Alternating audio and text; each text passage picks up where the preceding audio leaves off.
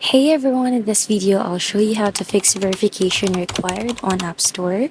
So the most likely reason you've had this pop-up is because your payment methods have gone unexpired.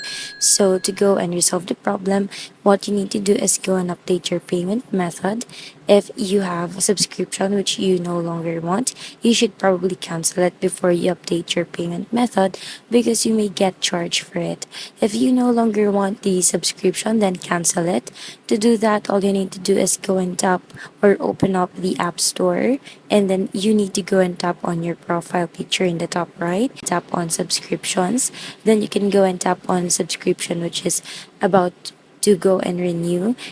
I currently don't have any subscription as of the moment, but if you do, let's take for example, just click on that and there should be a button where it says cancel subscription and just click on that. Then once you've canceled any subscriptions, what you need to do is go into your settings, then go and tap on your name at the top, click on payment and shipping.